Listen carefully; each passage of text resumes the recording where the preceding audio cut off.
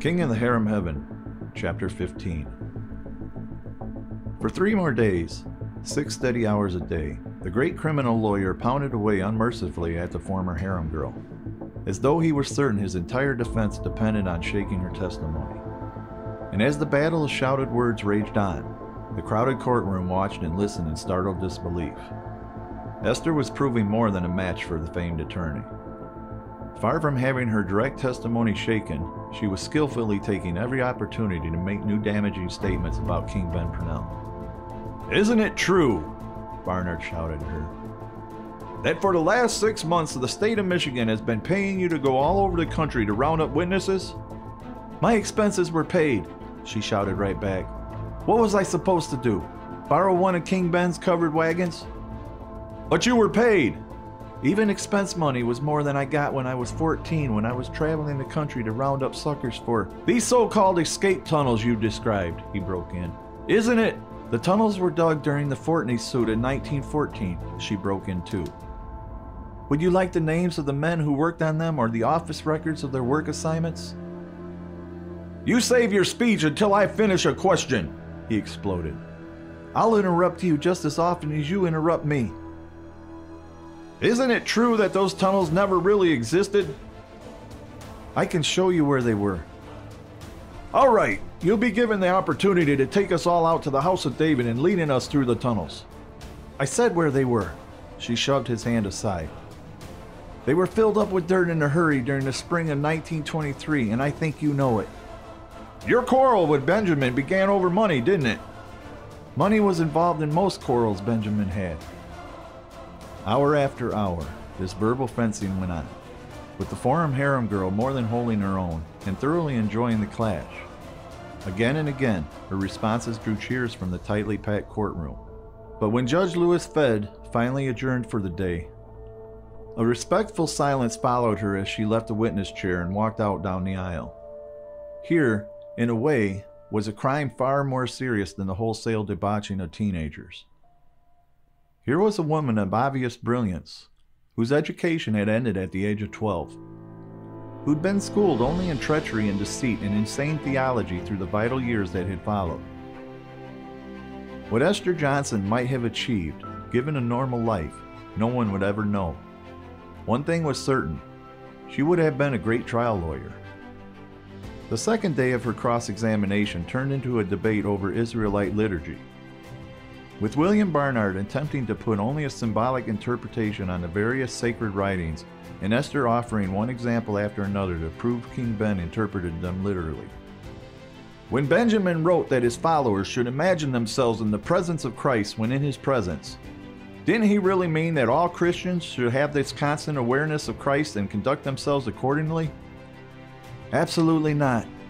He meant that he was a second Christ, another Messiah. No more and no less. After many hours of this, not only the courtroom audience, but even Judge Fed become bored. "I'm sure you're pretty well exhausted this line of questioning, counselor," he told Barnard.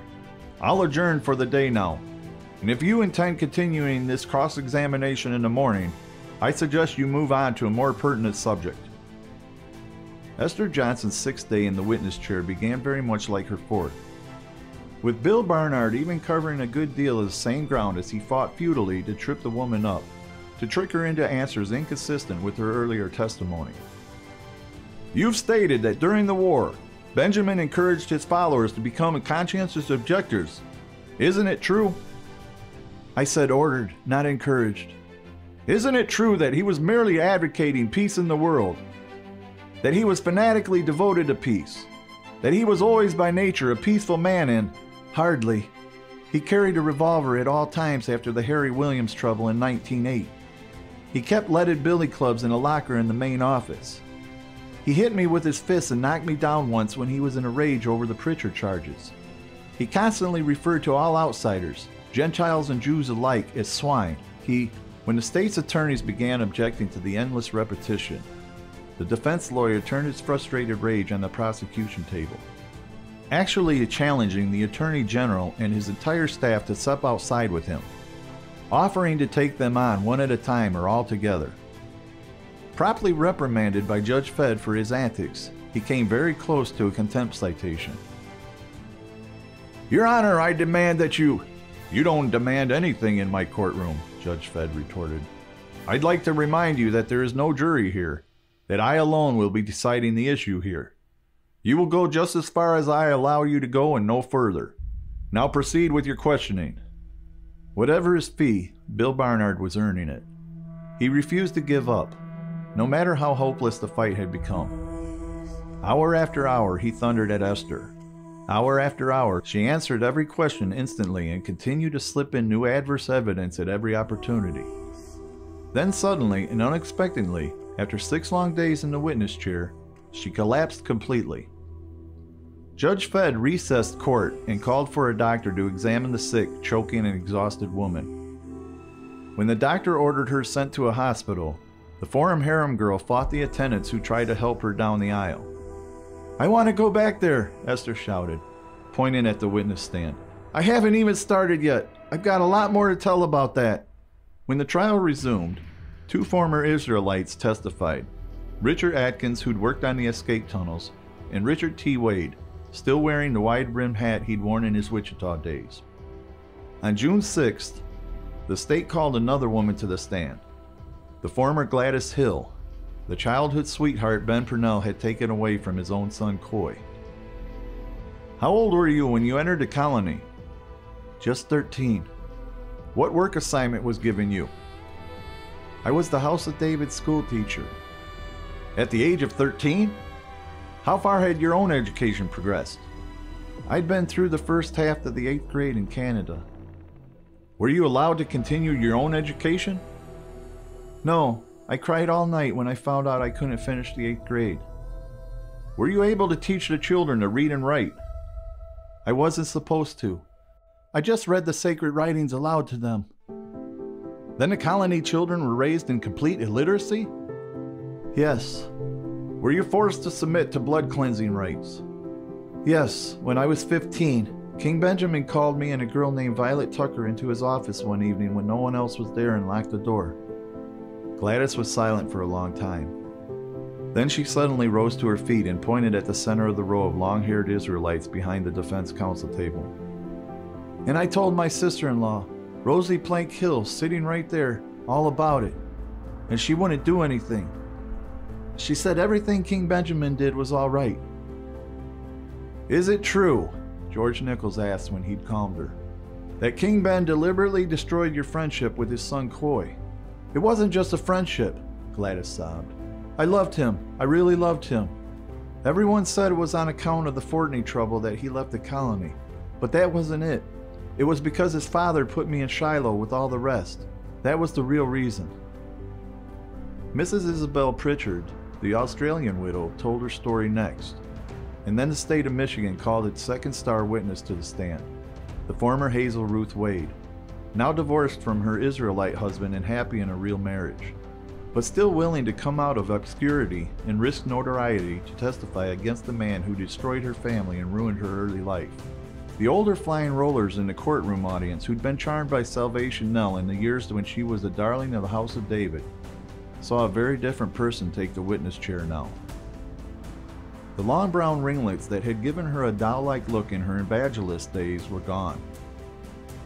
Her hair had been bobbed, but her voice was still warm and husky, appealingly sad. In her mid-30s now, she was still a very beautiful woman.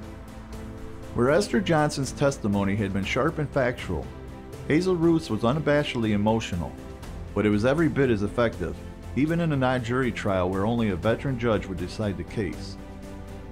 In her own soft-throated words, with the prosecutor interjecting his brief questions as seldom as possible, she told the pathetic story of her dozen years at the House of David, the breakup of her family, her forced and brutal initiation into the inner circle, the strange pattern of her life when she'd alternated missionary duty with duty on the second-floor rooms of Shiloh, her mother's death, her forced marriage to Irving Smith, the unbelievable story of how the man who'd debauched her had heatedly condemned her for kissing her legal husband on the cheek, her awakening in the outside world, her return to rescue her sister, and finally, her fruitless trip to Washington to ask President Wilson's help.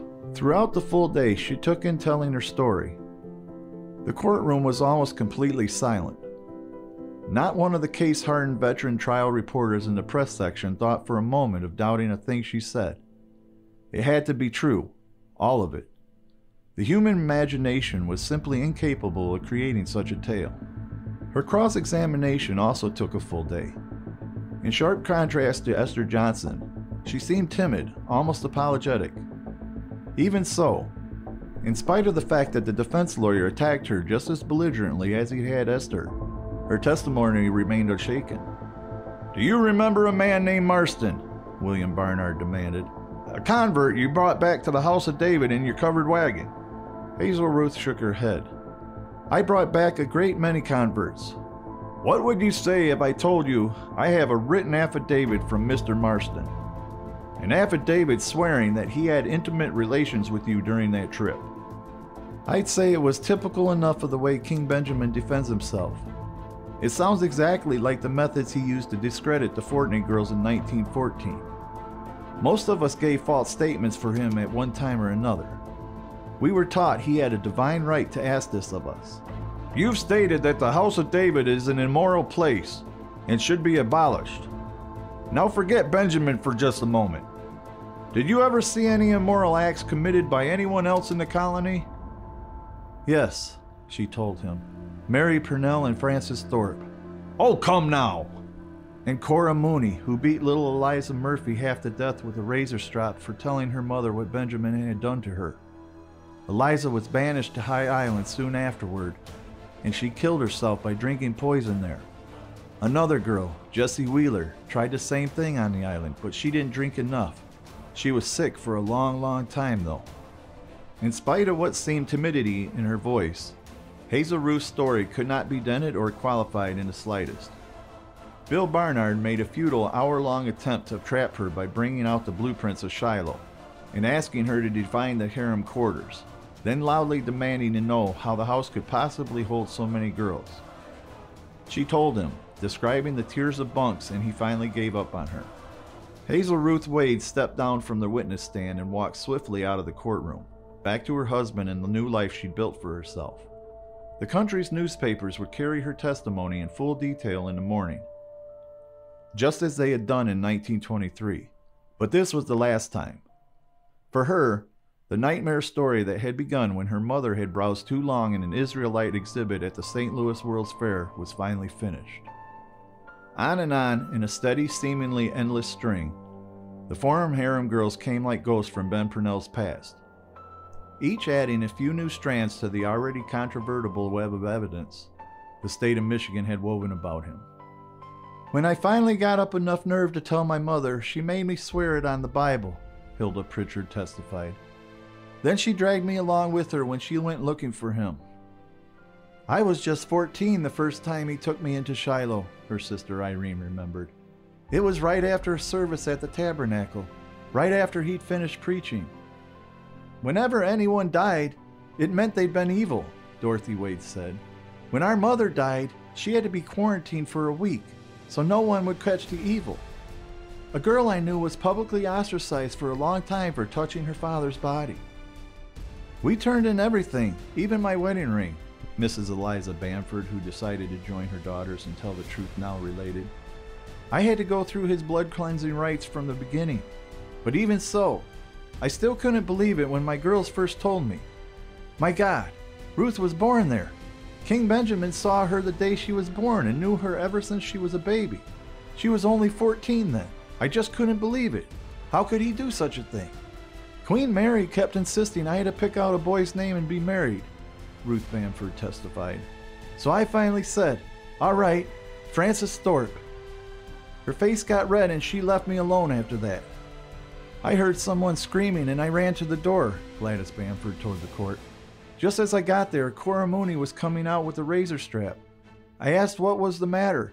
She said Eliza Murphy has been telling lies about Benjamin again. The first time he tried it, I fought him off and kicked him in the stomach," the former Ione Smith testified. "And he just laughed. He said I'd end up coming to him. After that, no one would speak to me. Not one of the girls I'd played with, no one at all.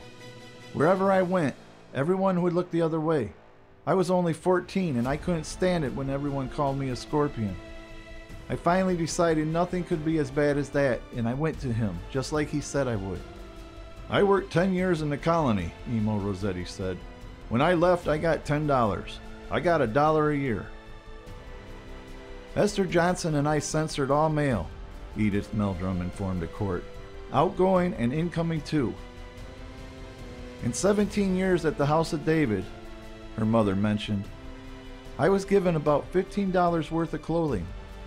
Sometimes he read the sacred writings to us in the evening, Estelle Mills related, and sometimes he'd read dirty stories and laughed like a madman. My husband thought it was my fault, Edith Clark remembered. But just living in that place, you got so you thought that everything King Benjamin did had to be right, and the most evil thing you could do was disobey him. Half the people in the colony told lies about us and swore to it in court, Augusta Fortney testified. If a woman turned up pregnant, even a married woman, she was thrown out of the colony for breaking the virgin law. Etta Dorfa Moore related, but I wasn't when Marie was born, because King Benjamin knew it was really his child. So he called it a virgin birth and said she was the sunshine child, and passed her off as a divine visitation. Defense attorney Barnard, who'd been fighting a steadily losing battle, decided to challenge this. Your daughter has red gold hair, hasn't she? And both you and your husband have red gold hair. And Benjamin Purnell's hair was black. Now are you really trying to tell us Benjamin's hair was the same color as Marie's is now? He just dyed it black. Everyone knows that. On June 22nd, the state of Michigan finally called its last witness, Bessie Daniels, the girl who'd led the police to his hiding place, told of the last years of his reign, just as Angelina had told of his earliest known years on the first day of testimony. The prosecution then rested. William Barnard had promised the press that for every former Israelite who testified against Ben Purnell, a half-dozen witnesses would be produced to swear he was a living saint, and he made good that promise. He opened his defense by once again characterizing all of the charges as a vast plot hatched up by apostate cultists who'd been expelled from the colony because they were unable to live up to the high moral standards King Benjamin demanded of them. Cultists who now hoped to share in the proceeds if the kingdom was abolished. He introduced a long petition from Benton Harbor citizens opposing the abolishing of the colony. He vigorously attacked the prosecution, the police, and the newspapers. Then he began calling an endless procession of flying rollers to the stand. The little people of the sect made good witnesses, for most of them actually believed what they were saying. Every trick Ben Purnell had learned in his quarter-century reign was brought forth to save his kingdom now.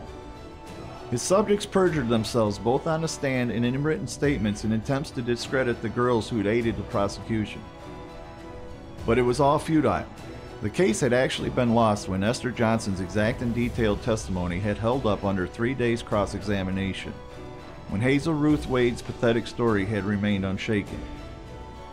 Late in August, Judge Fedd adjourned the case.